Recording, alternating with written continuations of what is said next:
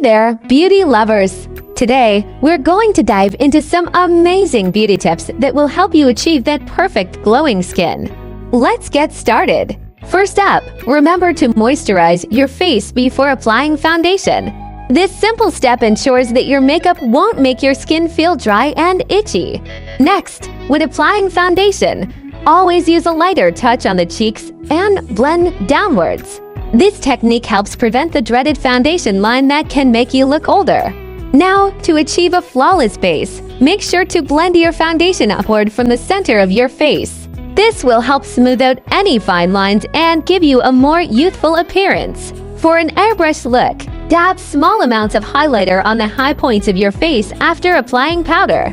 By doing this, you'll avoid that shiny residue that some highlighters can leave behind. When contouring, always use a cooler tone on the sides of your face for a more natural finish. Avoid using too dark shades as they can be difficult to blend and may end up looking unnatural. Lastly, when using powder on your eyeshadow, use a light touch and blend upwards for an effortless halo effect. And remember to set your eyebrows with powder as well. It really makes a difference. So there you have it, folks. Try these beauty tips for glowing skin and see the difference they make in your appearance. Thank you so much for watching.